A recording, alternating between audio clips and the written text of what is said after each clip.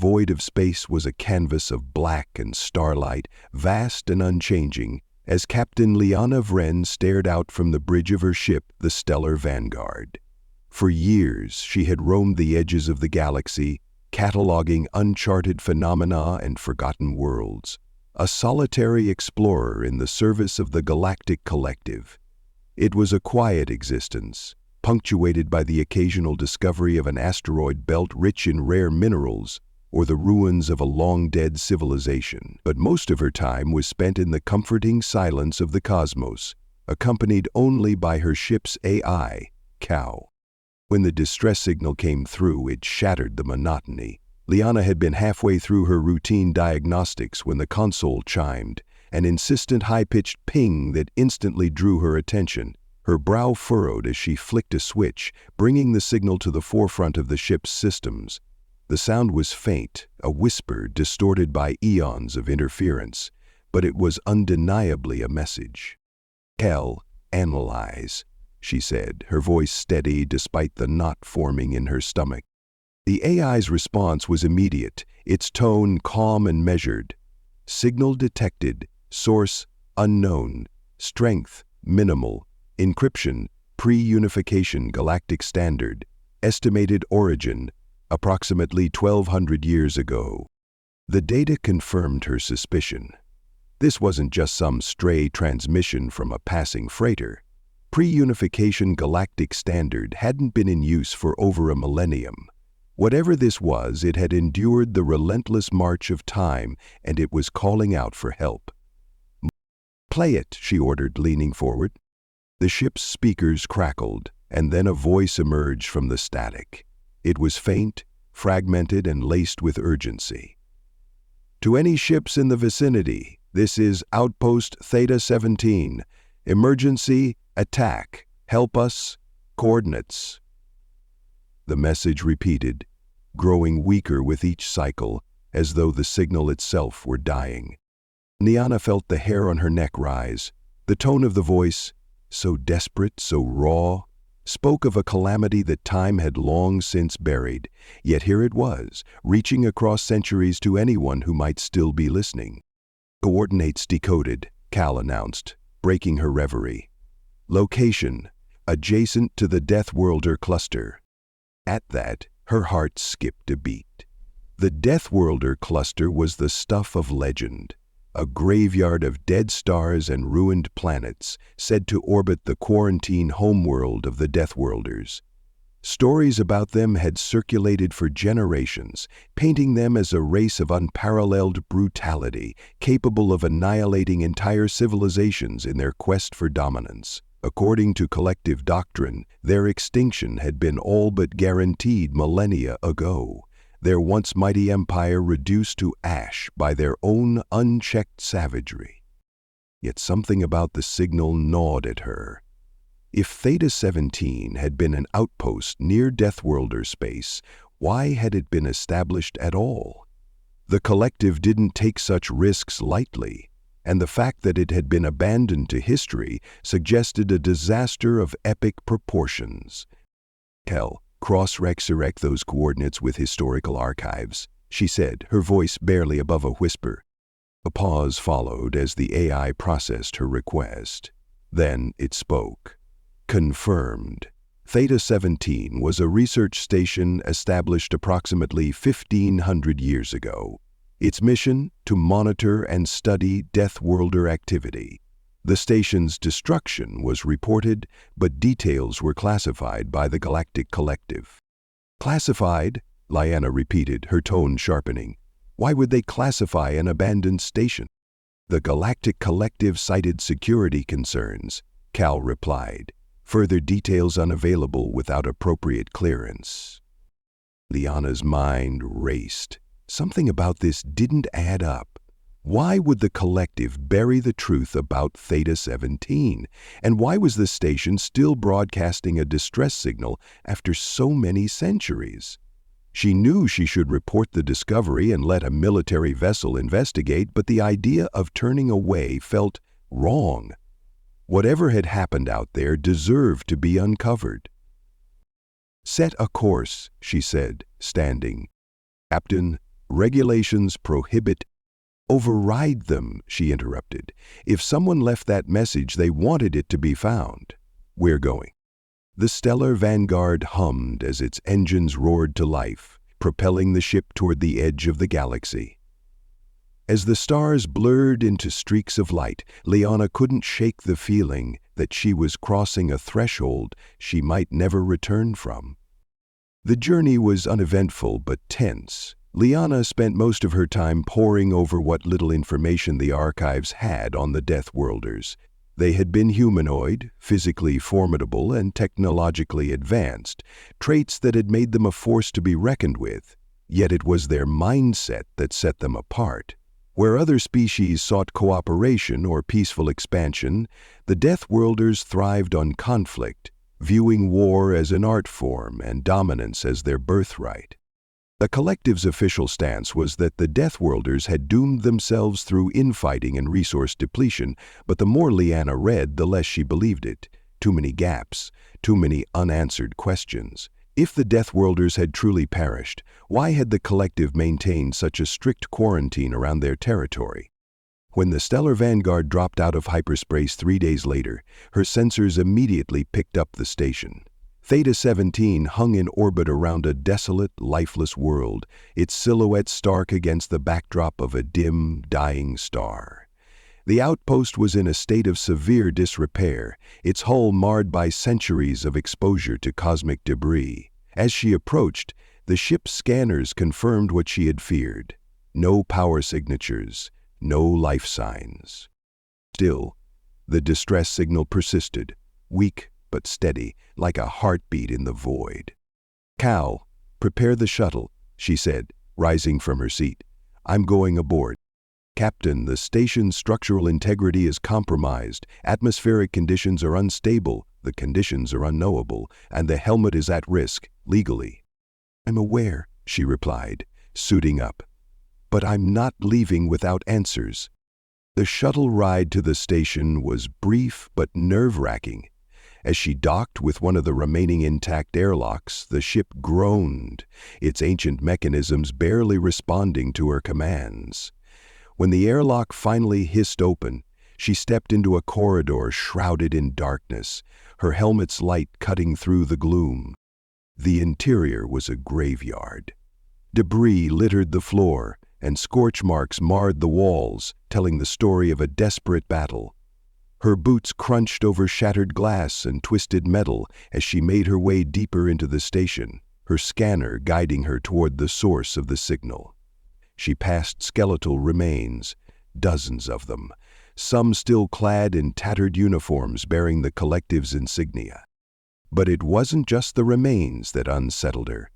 The walls bore claw marks, deep and jagged, as though some beast had torn through the metal with ease. She shuddered, trying not to imagine what could have done such a thing. "Cal, how much farther?" she asked, her voice tight. 30 meters to the central command room," the EI replied. "Proceed with caution." The command room was in no better shape than the rest of the station. Consoles lay smashed and chairs were overturned, but the central data core remained intact, its faint glow a beacon in the darkness. Liana approached it cautiously, connecting her scanner to the core's interface. "Downloading data," Cal announced. "Estimated time, 5 minutes." She stood guard, her eyes scanning the shadows for any sign of movement. The station was silent, save for the faint hum of the data core. Yet she couldn't shake the feeling that she wasn't alone. Her fingers tightened around the grip of her plasma cutter, a tool, not a weapon, but the only defense she had. C Squadron. When the download completed, she wasted no time returning to the stellar vanguard. Once aboard, she secured the data core in the ship's main console, eager to uncover its secrets.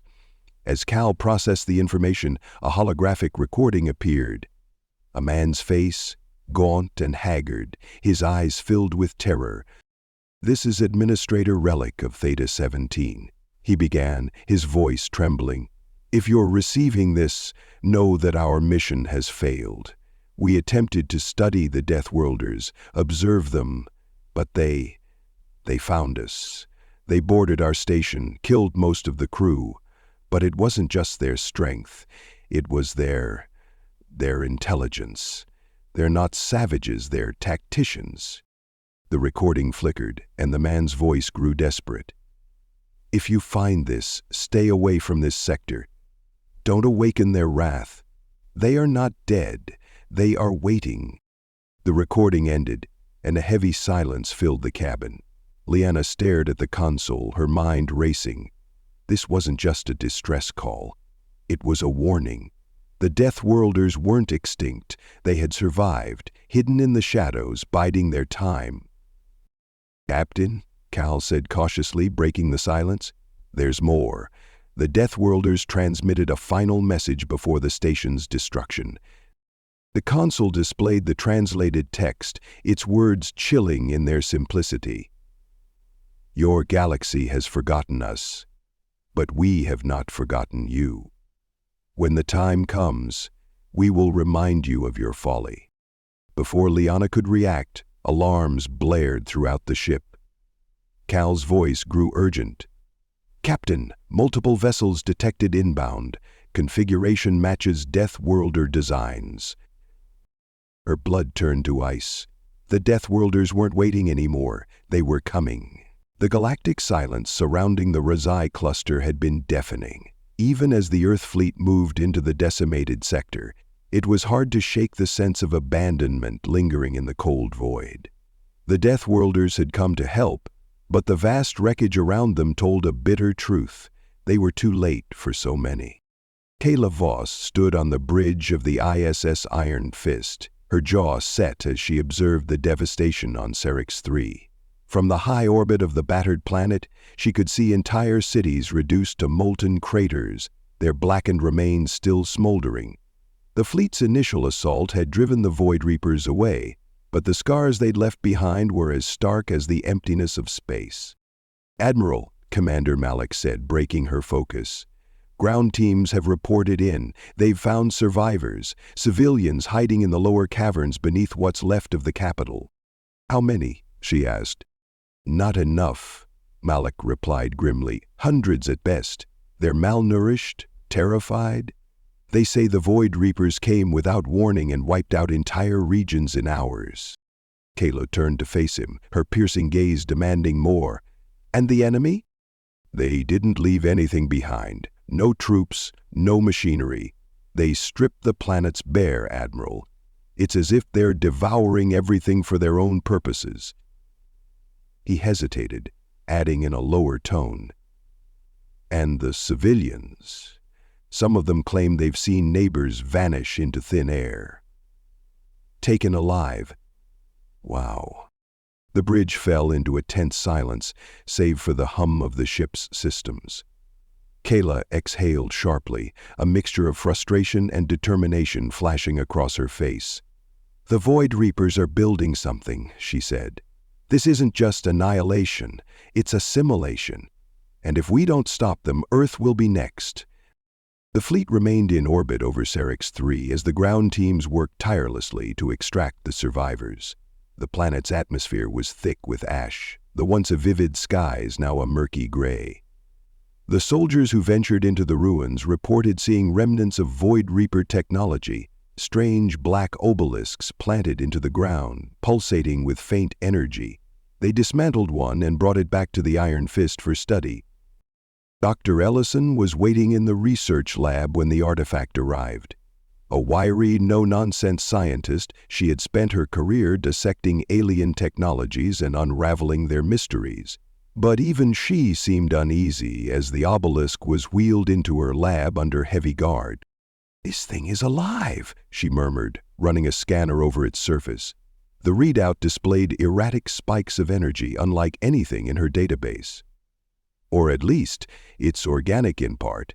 There's some kind of biomechanical fusion here, advanced beyond anything we've encountered.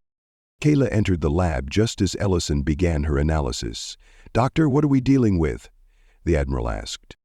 Ellison glanced up, her expression grim. "Something terrifying. This structure appears to be both a transmitter and a receiver. It's linked to the Void Reaper fleet in real time, like an extension of their hive mind. But that's not all. Look here. She pointed to the readout, where faint DNA markers appeared. Look, human? Kayla guessed, her stomach sinking. Ellison nodded. Not just human, multiple species. This thing is harvesting genetic material. I think it's how the Void Reapers adapt so quickly. They're not just destroying civilizations, they're cannibalizing them to improve their own technology. Kayla's fists clenched at her sides. The implications were horrifying. The Void Reapers weren't just an enemy to defeat. They were an evolving plague, growing stronger with every planet they consumed. And Earth had just painted a massive target on itself by resisting them. Can we use it against them? She asked finally. Ellison hesitated. Maybe. If we can isolate the frequency it's transmitting on, we might be able to disrupt their network. But that's a big if. We'll need time. Caleb nodded. You'll get it. Do whatever it takes.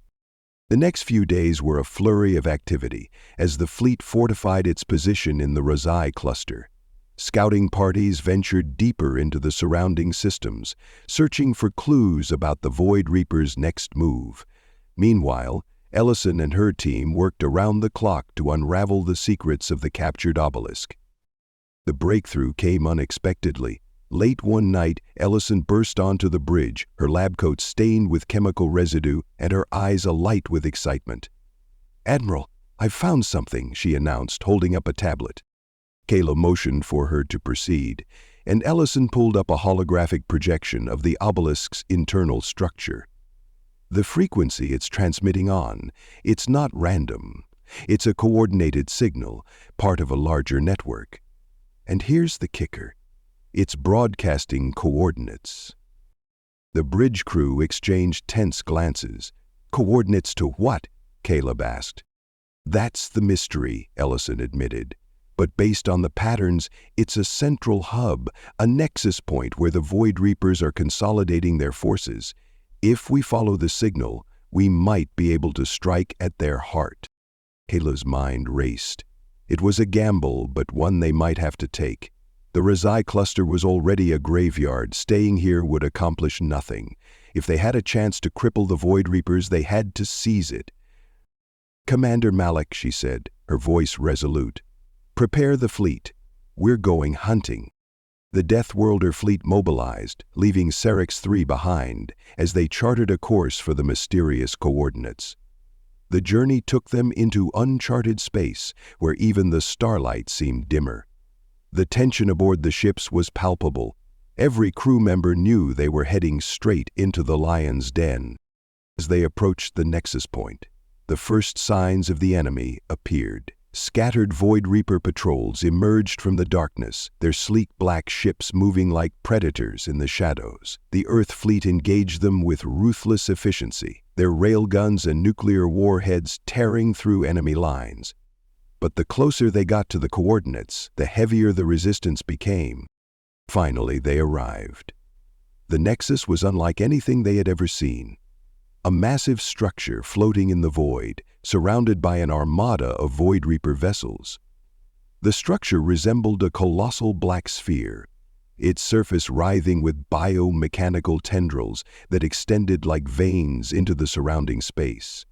Pulses of crimson energy radiated from its core, feeding into the surrounding ships and amplifying their power.